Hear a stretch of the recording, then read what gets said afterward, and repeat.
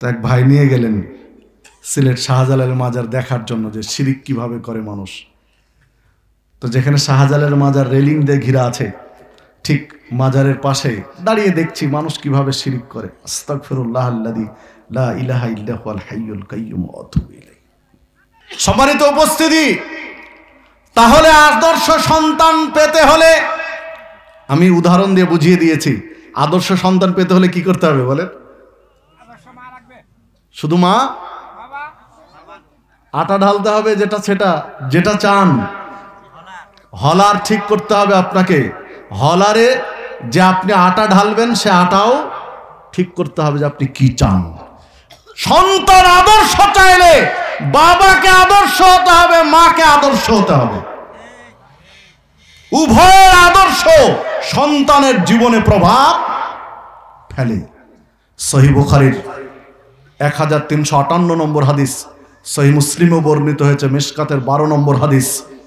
আবু হুরায়রা রাদিয়াল্লাহু আনহু বলছেন, ক্বালা রাসূলুল্লাহ সাল্লাল্লাহু আলাইহি ওয়াসাল্লাম, রাসূলুল্লাহ সাল্লাল্লাহু আলাইহি ওয়াসাল্লাম বলেছেন, মা মিন মাউলুদিন ইল্লা ইউলাদু আলাল ফিতরা, প্রত্যেকটা সন্তান ইসলামের ফিতরাতের উপরে জন্মগ্রহণ করে, ইসলামের স্বভাব প্রকৃতি নিয়ে জন্মগ্রহণ করে। ফাআবাহু, অতঃপর তার পিতামাতার কারণে, ইউহাব্বিদানহি আও ইউনাসসিরানহি আও ইউমাজ্জিসানহি, পিতামাতার কারণে হয় ইহুদি, পিতামাতার কারণে হয় খ্রিস্টান, পিতামাতার কারণে হয় অগ্নি পূজক। জন্ম নিয়েছে ইসলামের আদর্শ নিয়ে, ইসলামের ফিতরাত নিয়ে। ইহুদি ঘরের হোক, খ্রিস্টান ঘরের হোক, হিন্দু ঘরের হোক, বৌদ্ধ ঘরের হোক, মুসলিম ঘরের হোক, প্রত্যেকটা সন্তানের সৃষ্টি প্রক্রিয়া, সৃষ্টির কলা কৌশল দেখেন একই রকম। জন্মের পরে বাবা মার আদর্শে দীক্ষিত হয়ে এক একজন, কেউ হয়েছে ইহুদি, কেউ খ্রিস্টান, কেউ অগ্নি পূজক, কেউ মূর্তি পূজারী, কেউ মুসলিম। তাহলে কার আদর্শে সন্তান বড় হয়েছে? বাবা মার। সহিহ বুখারী মুসলিমের হাদিস। বাবা মা যেই রকম সন্তান সেই দিকে গিয়েছে। বাবা মার আদর্শের প্রভাব সন্তানের উপরে পড়েছে, যে হাদিস স্পষ্ট ইঙ্গিত দেয়। সম্মানিত উপস্থিতি, তাহলে বাবা মাকে কি হতে হবে? ভালো হতে হবে। ছোট্ট একটা উদাহরণ দিয়ে আপনাকে, আমার চোখে দেখা, আজ থেকে প্রায় 20 বছর আগের ঘটনা বলছি আপনাকে। প্রায় 20 বছর আগে শাহজালালের মাজার কোথায়? সিলেট। সিলেটে একটা বাচ্চাদের প্রোগ্রামে গিয়েছিলাম। একটা বাচ্চাদের প্রোগ্রাম, শিশুদের একটা প্রোগ্রামে দাওয়াত দেওয়া হয়েছিল, গিয়েছিলাম রাজশাহী থেকে। তো এক ভাই নিয়ে গেলেন সিলেট শাহজালালের মাজার দেখার জন্য যে শিরিক কিভাবে করে মানুষ। তো যেখানে শাহজালালের মাজার রেলিং দিয়ে ঘিরা আছে, ঠিক মাজারের পাশে দাঁড়িয়ে দেখছি মানুষ কিভাবে শিরিক করে। আস্তাগফিরুল্লাহ আল্লাযী লা ইলাহা ইল্লা হুয়াল হাইয়ুল কাইয়্যুম ওয়া আতুবু ইলাইহি। যেভাবে আল্লাহকে মানুষ সিজদা দেয় মসজিদে যেভাবে সিজদা দেয়, মাজারে মানুষ ওইভাবেই সিজদা দেয় কবর সামনে রেখে। ভাবখানা এইরকম থাকে যে মসজিদে সিজদা দিতে গিয়ে, মসজিদের সিজদা কাকে দেয়? আল্লাহকে। মসজিদে রবকে সিজদা করতে গিয়ে যতটা আন্তরিকতা থাকে, মাজারে তার চেয়ে অনেক গুণ বেশি আন্তরিকতার সাথে সিজদা দেয়। আপনি দেখেছেন? আজকে আপনি দাঁড়ান, আপনার মসজিদ কত দূরে ভাই এখান থেকে? মসজিদ কাছে। মসজিদে যে কোনো একদিন, মসজিদে একদিন সকাল থেকে নিয়ে সন্ধ্যা পর্যন্ত, ফজর থেকে নিয়ে এশা পর্যন্ত 5 ওয়াক্ত সালাত আপনি খেয়াল করে দেখবেন। 5 ওয়াক্ত সালাতে 5 জন মানুষ চোখের পানি ঝরিয়েছে, হয়তো আপনি পাবেন না। কিন্তু মাজারে আপনি 5টা ঘন্টা দাঁড়িয়ে থাকেন, 50 জন মানুষ পাবেন যারা কাঁদছে, চোখের পানি ঝরাচ্ছে। চোখে দেখা কাহিনী বলছি, আপনারা যারা মাজারে কোনোদিন গিয়েছেন দেখার জন্য, আপনি দেখেন অঝর ধারায় কাঁদে। তাহলে আন্তরিকতাটা মসজিদের চেয়ে মাজারে বেশি যায়নি? মসজিদ পশ্চিম কোনটা আপনাদের? পিছনে কিবলা, তাই না? তাহলে সাধারণত মসজিদের দরজাগুলো হয় কোথায়? পূর্ব দিকে, কিবলার উল্টো দিকে। তাহলে কিবলার দিকে মুখ করে মসজিদে ঢুকি না আমরা? বের হওয়ার সময় কিবলার দিকে পিছনটা করে, নিতম্বটা কিবলার দিকে পিছন করে পূর্ব দিকে মুখ করে বের হয়ে যায়, হয় না? আল্লাহর ঘর থেকে। আর মাজারে যদি এই রকম কিবলার দিকে মাজার হয় আর দরজা হয় পূর্ব দিকে, তাহলে পশ্চিম দিকে মুখ করে ঢুকবে, বের হওয়ার সময় পিছন ফিরতে ফিরতে বের হবে। কি বের হয় না কেন? যে বাবা কিবলা শুয়ে আছে তাকে নাকি নিতম্ব দেখা যাবে না। ও নারাজ হয়ে গেলে সব হারাতে হবে, পরকাল হারিয়ে যাবেন, নাজাত পাবে না। আরে রবের কাছে পিছন ফিরাতে দ্বিধাবোধ করে না, অথচ কথিত কল্পিত ল্যাংটা বাবার কাছে, সে ল্যাংটা পীরের মাজারে সে পিছন ফিরাতে লজ্জাবোধ করে। এই তো মুসলমানদের আকীদা, এই তো মুসলিমদের আকীদা। সম্মানিত উপস্থিতি, যে কথা বলছিলাম সেই দিনের যে ঘটনা বলতে গিয়ে আপনি পিছনে চলে এসেছি।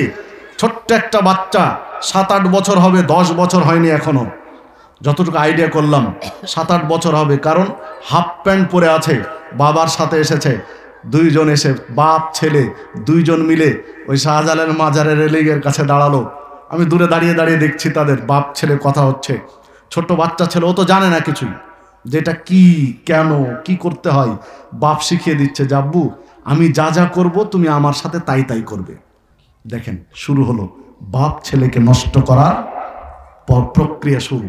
কিভাবে ছেলেকে নষ্ট করছে, একটা কমলমতি ছেলেকে, যে আমি যা যা করব তুমি তাই তাই করবে। প্রথমে বাপ করলো কি, ওই যে রেলিংয়ে সুন্দর করে হাত দিয়ে স্পর্শ করে চুমু খাচ্ছে, গলায় মাখছে, কাপড় ঘুষছে। ছেলেও তাই করছে। ছোট 7-8 বছরের বাচ্চা, ও বুঝে না, ওর পাপের খাতা এখনো শুরু হয়নি। ও আমল কি জিনিস বুঝে না, শিরিক কি জিনিস বুঝে না, বিদাত কি জিনিস বুঝে না, পীর কি জিনিস বুঝে না, রব কি তা বুঝে না। বাপ যা করছে তাই করছে। হাত তুলে মোনাজাত করলো, একটু কাঁদলো, ছেলেটাও বাপের সাথে মোনাজাত করলো।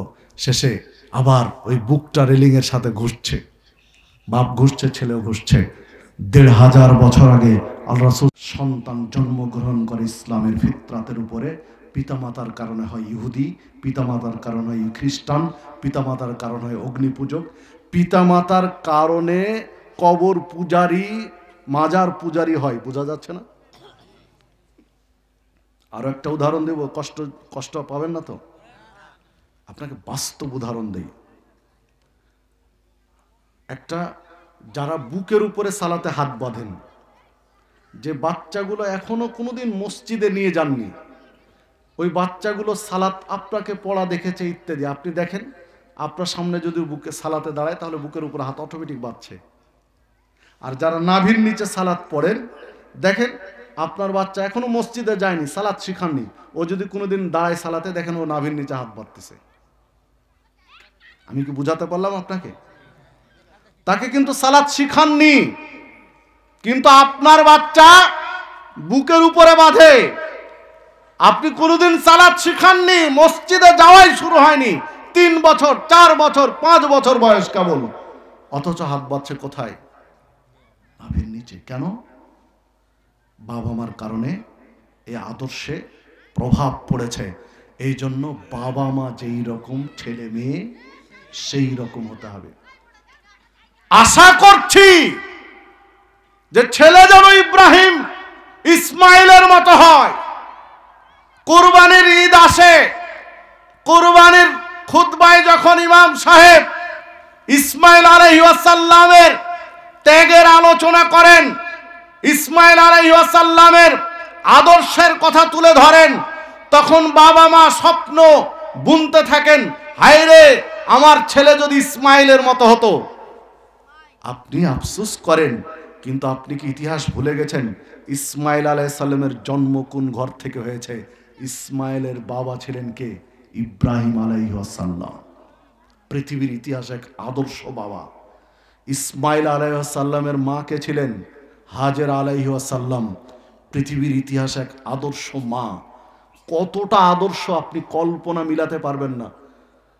অশীতিপর বৃদ্ধ বয়সে আল্লাহর কাছে কেঁদে কেঁদে ডাকলেন সূরা সফফাতের 100 এবং 101 নম্বর আয়াত।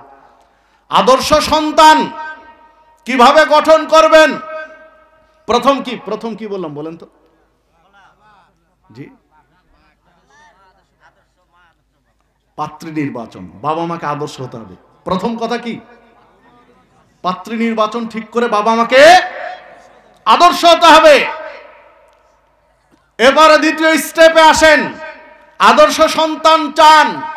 ইব্রাহিম আলাইহিস সালাম আল্লাহকে ডাক দিলেন, রব্বি হাবলি মিনাস সালিহিন, হে আমার রব, আমাকে একটা সালেহ সন্তান দাও, সৎ সন্তান দাও। ফাবাশশারনাহু বিগুলামিন হালিম, আল্লাহ সুসংবাদ দিলেন ধৈর্যশীল সন্তানের। এমন ধৈর্যশীল সন্তান দিলেন যে পৃথিবীর ইতিহাসে একটা রেকর্ড তৈরি করে দিলেন, ইসমাইল আলাইহিস সালাম। তাহলে যখন পাত্রী নির্বাচন ঠিক হলো, বাবা মা আদর্শ হলেন, তখন বাবা এবং মাকে বারবার দোয়া করতে হবে, রব্বি হাবলি মিনাস সালিহিন। বুঝাতে পারলাম কি? জাকারিয়া আলাইহিস সালাম সন্তান আশা করেন, বৃদ্ধ হয়ে গেছেন, স্ত্রী বন্ধা স্ত্রীর গর্ভে সন্তান হবে কি করে হিসাব মিলে না। তারপর আল্লাহর কাছে চাচ্ছেন, কেননা আল্লাহ অসম্ভবকে সম্ভব করতে পারেন। আপনার কল্পনা যেখানে শেষ, আল্লাহর সেখান থেকে শুরু। আপনার জ্ঞান যেখানে শেষ, আল্লাহর ওই জায়গা থেকে শুরু। অসীম জ্ঞান, অসীম ক্ষমতা, কল্পনা করা যায় না তার জ্ঞান, তার ক্ষমতা, তার পাওয়ার, তার শক্তি। তিনি তো দিতেই পারেন। আমি বৃদ্ধ হয়েছে তাতে কি হয়েছে, আমার স্ত্রী বন্ধ তাতে কি হয়েছে, আশা ছেড়ে দেননি, নিরাশ হননি। বৃদ্ধ বয়সে বন্ধা স্ত্রীর গর্ভে সন্তান কেমনে হবে ভাবেননি। দোয়া করছেন, রব্বি হাবলি মিন লাদুনকা যুররিয়াতান তাইয়্যিবাতান ইন্নাকা সামিউদ দুআ। হে আমার রব, আমাকে একটা যুররিয়াতান তাইয়্যিবা, পুত পবিত্র সৎ সন্তান তুমি আমাকে দান করো। ইন্নাকা সামিউদ দুআ, তুমি তো প্রার্থনা শ্রবণকারী, তুমি তো দোয়া কবুলকারী, শুনতে পাও। তাহলে আল্লাহ, তুমি আমার এই বন্ধা স্ত্রীর গর্ভে একটা আদর্শ সন্তান, পুত পবিত্র সন্তানের ব্যবস্থা করে দাও। কি আল্লাহ শুনেননি? আল্লাহ দিলেন কাকে? জাকারিয়া আলাইহিস সালামকে, ইয়াহইয়া আলাইহিস সালামকে জাকারিয়ার ঘরে। দেখেন প্রার্থনা, স্বামী স্ত্রী আদর্শ, এখন আল্লাহর কাছে চাইতে হবে। আল্লাহ রাব্বুল আলামিন আমাদের নবীকে শিখিয়ে দিলেন, সূরা ফুরকান ৭৪ নম্বর আয়াত, রব্বানা হাব লানা মিন আজওয়াজিনা ওয়া যুররিয়াতিনা কুররাতা আয়ুনি ওয়াজআলনা লিল মুত্তাকিনা ইমামা। রব্বানা, হে আমার প্রভু, হে আমাদের রব, আমাদের সন্তানদেরকে, স্ত্রীদেরকে আমাদের চক্ষু শীতলকারী বানিয়ে দাও। এমন স্ত্রী দাও, এমন সন্তান দাও, তাদের দেখলে যেন কলিজা ঠান্ডা হয়ে যায়, চোখ জুড়িয়ে যায়। ওয়াজআলনা লিল মুত্তাকিনা ইমামা, আর এদেরকে মুত্তাকিনদের নেতৃত্ব দাও, ইমাম বানিয়ে দাও। নবী মুহাম্মদ সাল্লাল্লাহু আলাইহি ওয়াসাল্লামকে আল্লাহ শিখিয়ে দিলেন। তাহলে দেখেন, তিনজন নবীর ঘটনা আপনাকে কোরআন মাজিদ থেকে বললাম। ইব্রাহিম আলাইহিস সালাম আল্লাহর কাছে সৎ সন্তান চাইলেন, জাকারিয়া আলাইহিস সালাম আল্লাহর কাছে সৎ সন্তান চাইলেন, মুহাম্মদ সাল্লাল্লাহু আলাইহি ওয়াসাল্লাম আল্লাহর কাছে নেক সন্তান চাচ্ছেন। যখন বাবা মা আদর্শ, তখন এবার আল্লাহর কাছে চেয়ে নিতে হবে, ভিক্ষে চাইতে হবে যে আল্লাহ, তুমি আমাদেরকে আদর্শ সন্তান দাও।